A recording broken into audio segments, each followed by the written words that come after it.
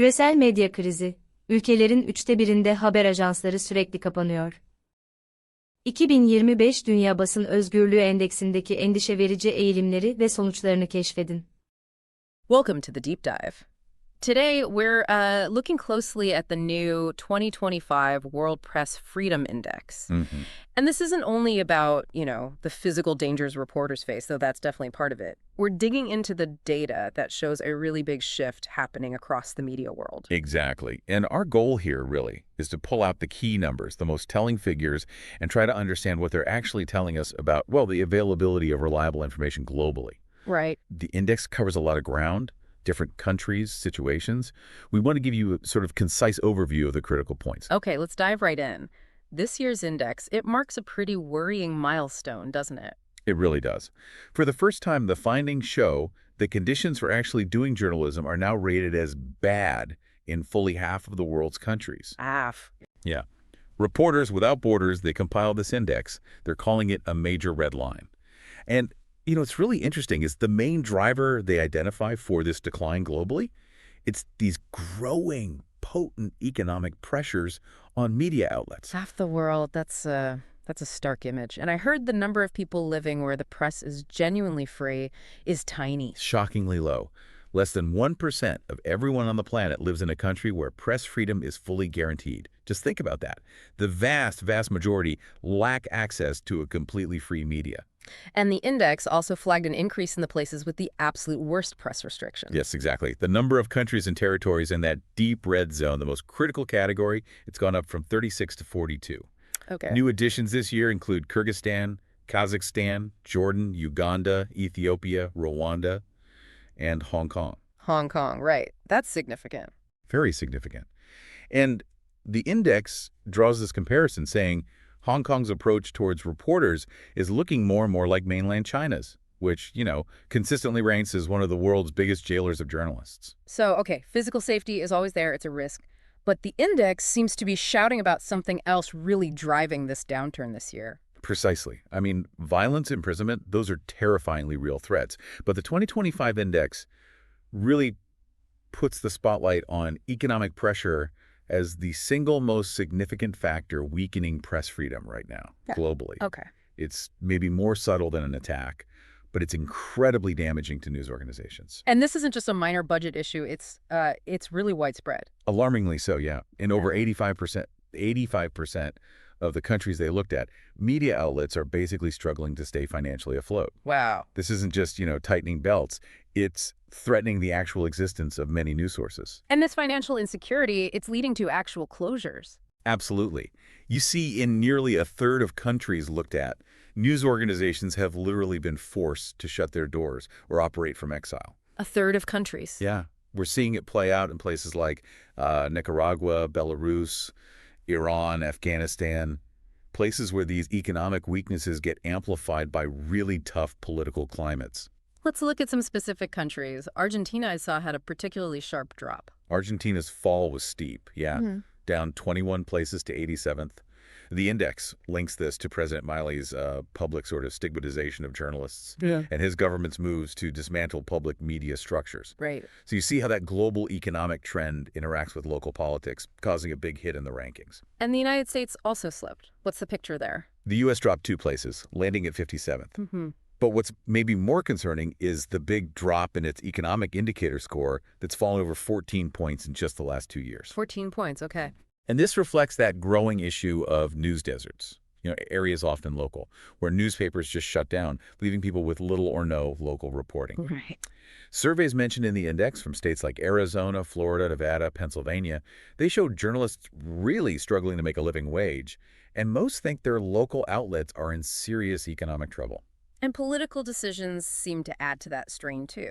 Well, the index does mention the impact during Donald Trump's second term, citing what it calls false economic pretexts to pressure the press. Right. This apparently included sudden funding cuts to the U.S. Agency for Global Media that affects Voice of America, Radio Free, Europe Radio Liberty, and also freezing U.S.-wide funding. Right, which has knock-on effects globally. Huge effects. The report estimates over 400 million people worldwide saw reduced access to reliable info because of this.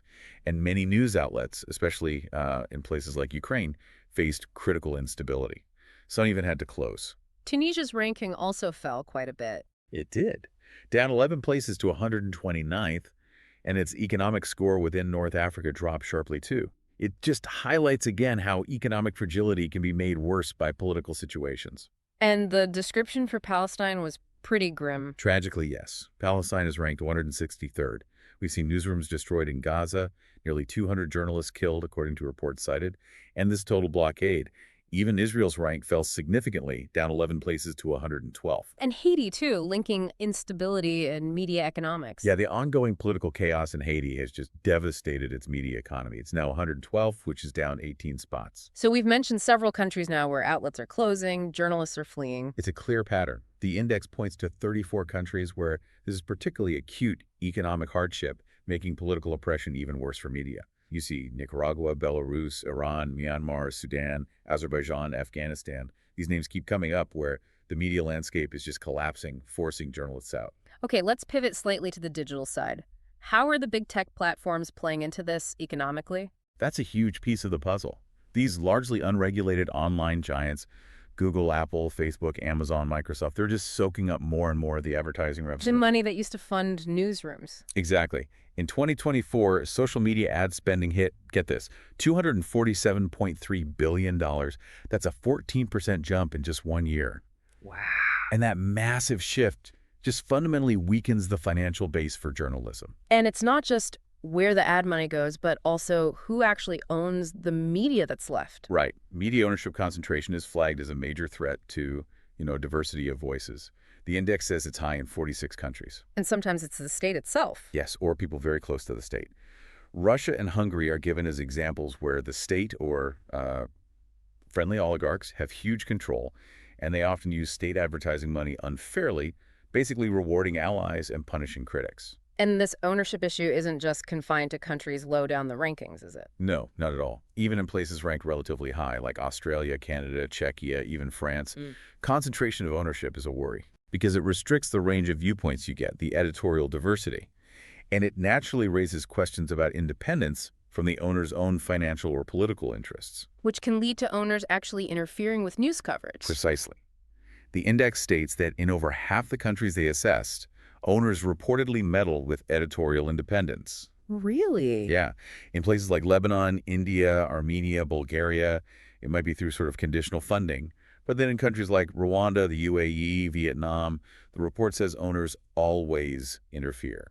So putting all this together, what's the overall global verdict on press freedom for 2025? Well, for the first time ever, the index classifies the overall global situation as difficult. The average score across all countries has dipped below 55 points. And most countries are seeing declines. Over 60% saw their scores go down. So conditions are now difficult or very serious in more than half the world, and satisfactory.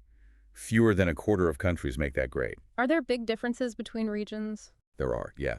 The Middle East North Africa is still the most dangerous region overall for journalists. Okay. In Asia Pacific, most countries saw their economic scores fall, partly influenced by China's control model.